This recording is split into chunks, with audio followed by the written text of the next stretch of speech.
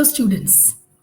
In today's session, we will take up the chapter Hydrocarbons in Organic Chemistry. And you're aware that hydrocarbons deals with the study of alkanes, alkenes and alkynes. We will solve two questions here which will help you to recollect some important reactions that have come across in the topic hydrocarbons. Okay? So here is the first question. Question number 1. In the following reactions, identify the reagents R1 to R4. So here is the sequence of reactions. So here are the reactions. Okay. The starting compound is this, which we can name as hex 3-ine. So hex 3-ine, when subjected to reagent R1, produces this alkene. So you have an alkene here, right? You have an alkene here. Similarly, when the same hex 3-ine compound molecule is subjected to reaction with this reagent R2, you get another alkene. The same alkene, but they have different spatial arrangements. So these two happen to be geometrical isomers. In the first alkene, the two ethyl groups are on the same side in the cis form, and this is the trans isomer of that alkene, right?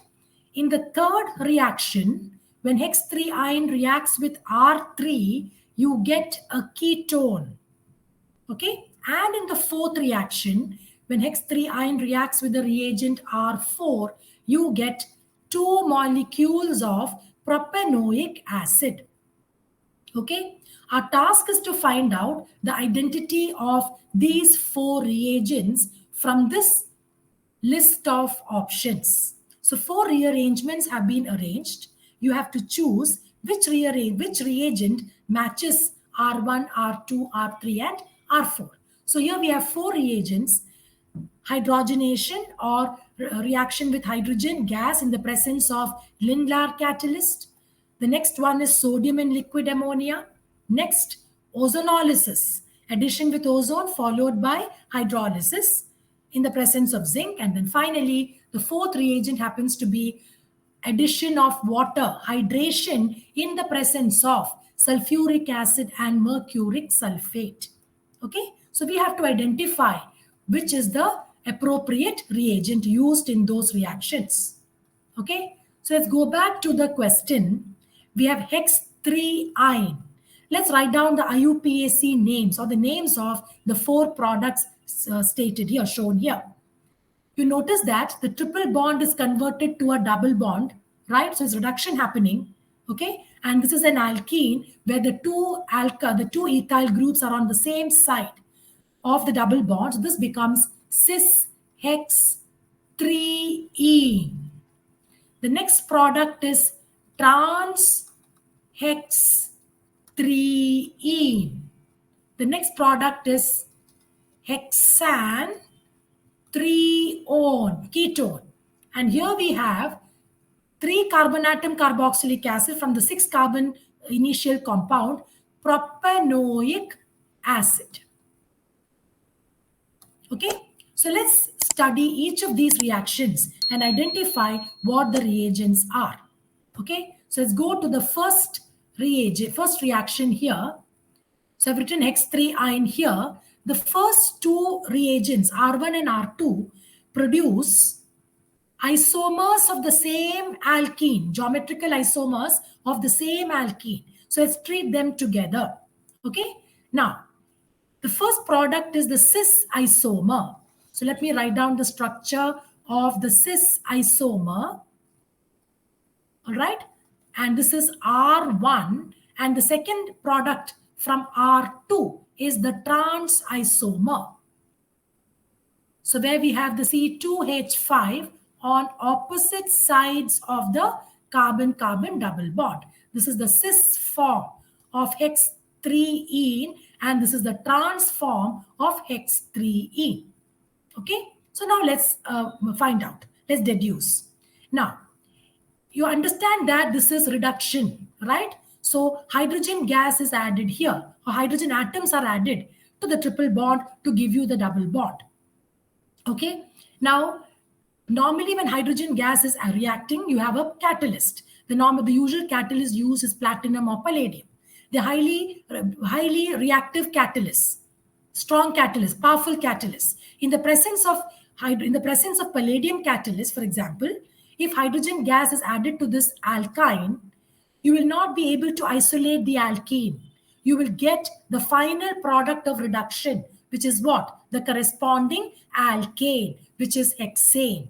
Okay, so in order to isolate the alkene, we have to reduce the activity of the palladium catalyst.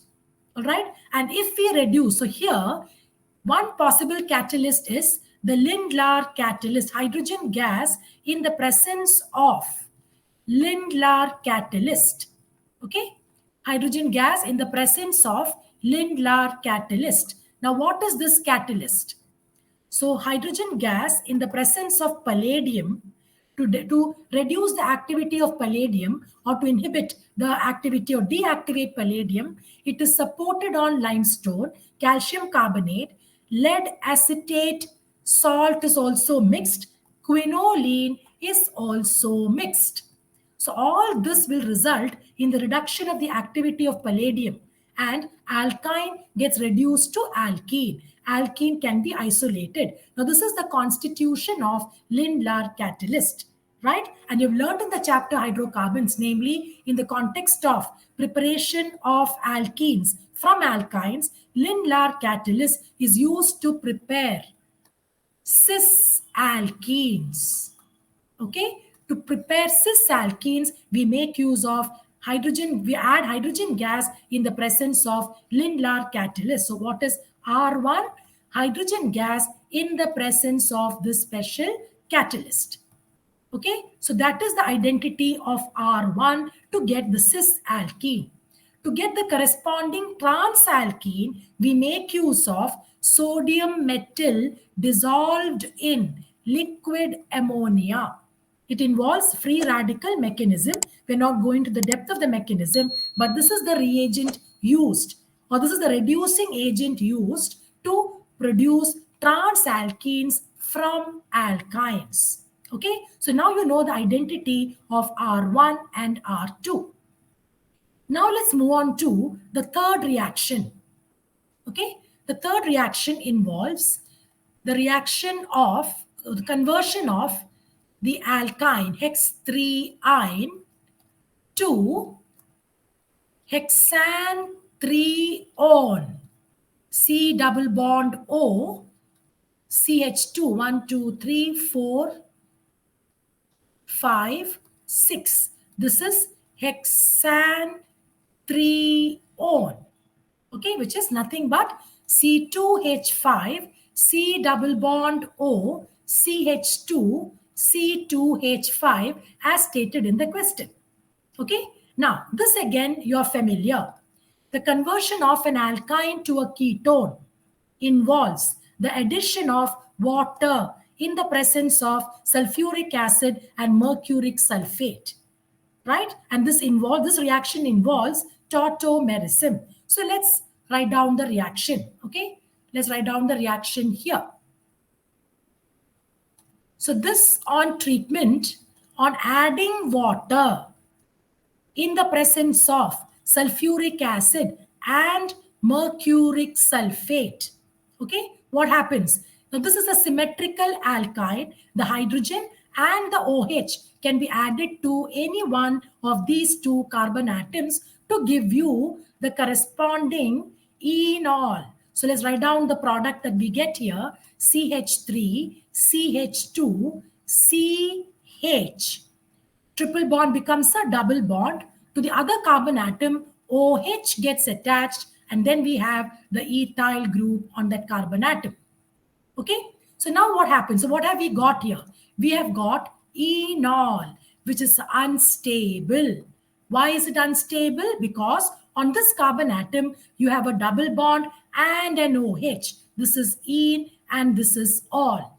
That makes it unstable. So to make it stable, migration happens. So what migrates? The hydrogen bonded to the oxygen, bonded to this carbon, will migrate to this carbon. And to attach this hydrogen to this carbon, we need a bond. Where does that bond come from? From this pi bond. So this pi bond is used. You have a sigma and a pi bond here. This pi bond is used by this carbon to attach this hydrogen. Okay. Simultaneously, what will happen? This bond will shift here to give you a carbonyl group. So what do you get? CH3, CH2. So now you have CH2. Double bond became a single bond. C double bond O, CH2, CH3. We call this as the keto form, right? And what has happened here is tautomerism, ketoenol tautomerism. Okay, and this is the product expected, which is hexane 3-one. All right. So what is the reagent R3? Therefore, this is the identity of the reagent R3. Water in the presence of sulfuric acid and mercuric sulfate. Now let's go into the last reaction. The reagent that we have not used so far is ozone, followed by hydrolysis. So now let's subject hex 3-ine to ozonolysis. Okay. C triple bond C, CH2, CH3. Let's first write down the formation or the structure of the ozonide formed by the addition of ozone to this. So what do we get? Now we get CH3, CH2, C. This bond is intact. CH2, CH3, right? And the 3 atoms of oxygen from ozone are incorporated in this manner, and this is the corresponding ozonide. Correct?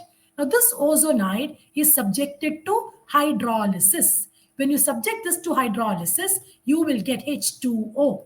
When you subject this to hydrolysis, one product is hydrogen peroxide. This O goes, okay? And this bond will also break. So the bond breaking occurs in this shape, Y shape. All right? So this oxygen is taken by water to give you hydrogen peroxide. Now what are you left with? You will get the product which is different from what you have seen when the ozonides of alkenes get hydrolyzed. CH3, CH2, C double bond O as expected. But this bond is intact. This bond is intact. That is why it is different from the ozonides that have come across in alkenes. C double bond O, CH2, CH3.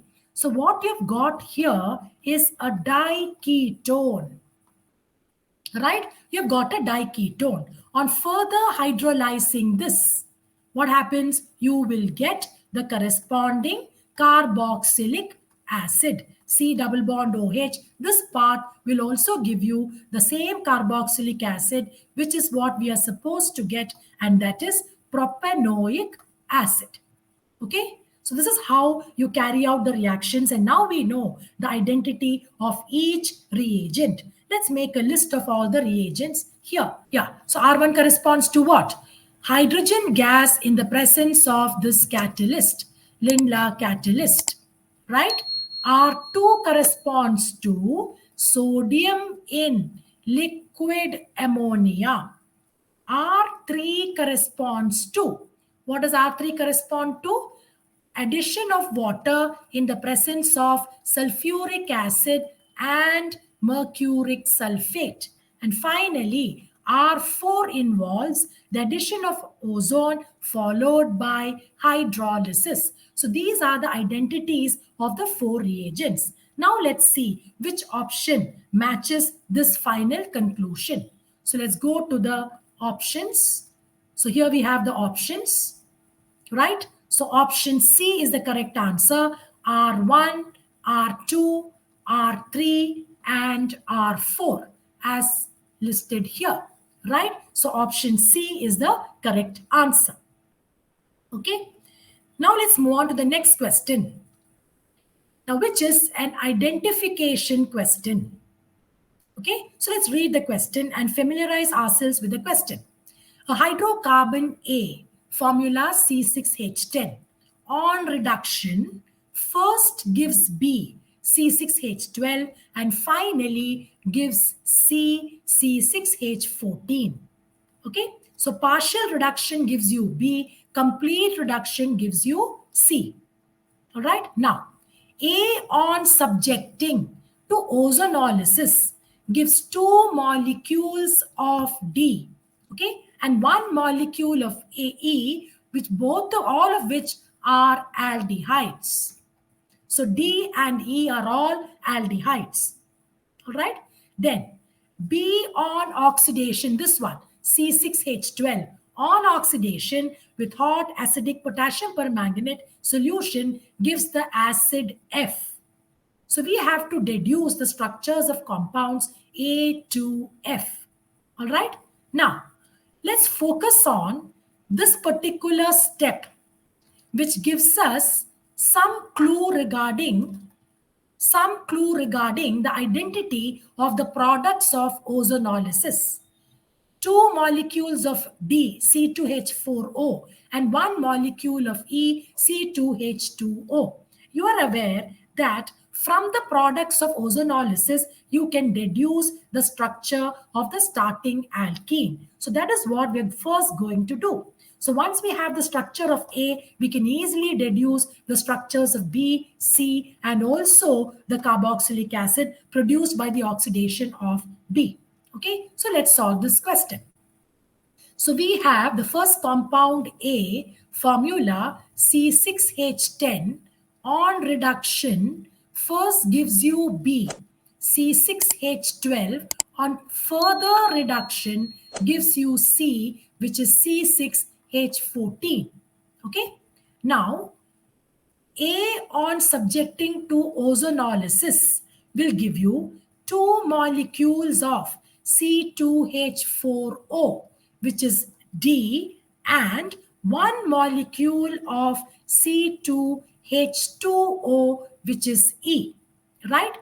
B on oxidation with hot acidified KMNO4, right, will give you a carboxylic acid of formula C4H8O2. This is the summary of the reactions listed in the question. Okay, now let's focus on these 2 aldehydes, okay, and get the structure of A.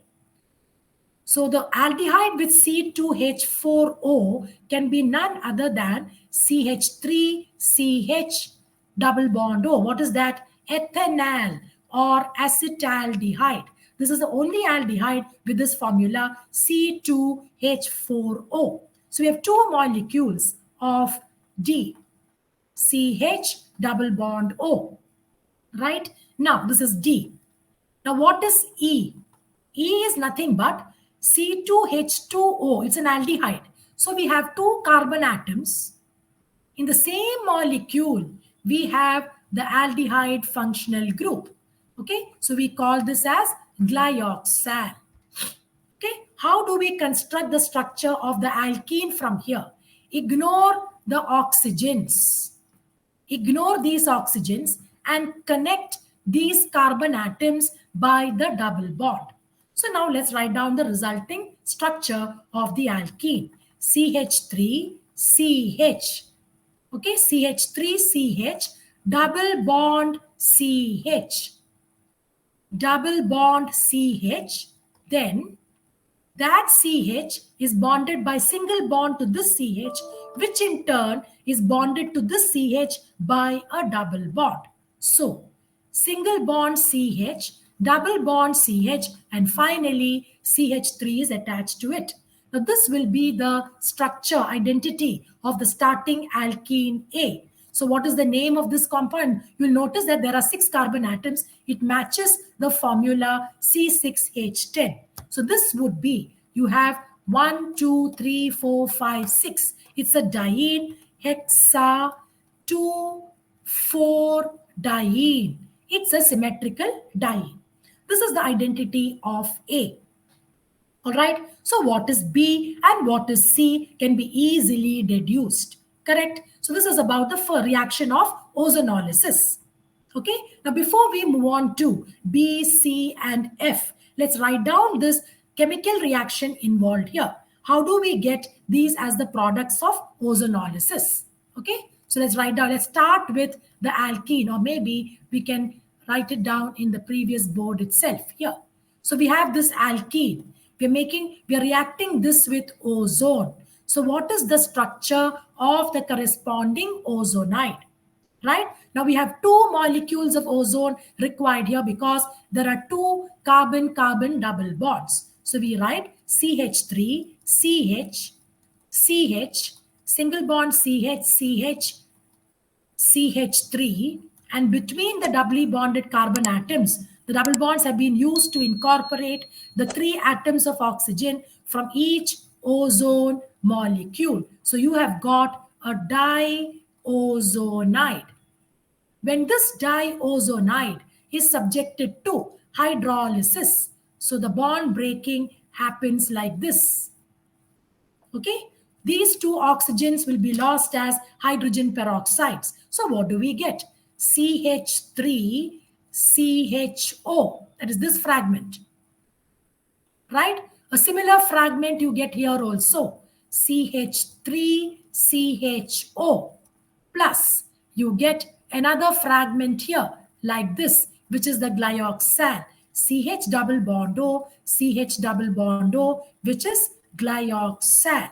So these are the products of ozonolysis of the starting alkene right? So this is the overall ozonolysis reaction. So now we know the identities of A, D, and E. Now let's move on to getting the identity of B. Okay, so now we start with hexa-2,4-diene, right? So CH double bond CH, single bond CH, double bond CH, CH3. First on reduction with hydrogen gas in the presence of only 1 mole of hydrogen gas, right? In the presence of nickel catalyst, okay?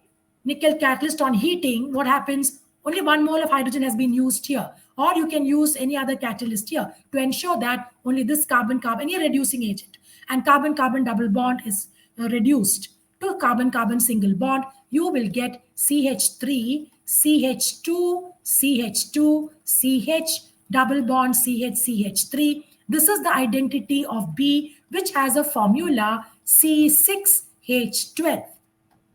And what is this compound? Hex-2-ene, right? You've got 1, 2, 3, 4, 5, 6. Double bond between the second and the third carbon atom, Hex-2-ene. Let's subject this to oxidation with hot acidified potassium permanganate solution. Where will the bond breaking occur? The bond breaks here to give you 2 fragments. And this is a powerful oxidizing agent. So first you get CH3, CH2, CH2, CHO plus. You get an aldehyde here, you get an aldehyde here also. CH3, CHO. So these 2 fragments get converted to aldehyde. Since the oxidizing agent is a powerful one, this gets further oxidized to give you CH3, CH2, CH2, COOH, and another product, ethanoic acid. So what is this? This matches the formula C4H8O2. And this is the carboxylic acid represented by F, which is butanoic acid, right? And this is ethanoic acid. So now you have the identity of B and F. And finally, the last reaction, when Hex-2-ene, CH2, CH, double bond, 1, 2, 3, 4, single bond, CH double bond. Okay, I think I made a mistake.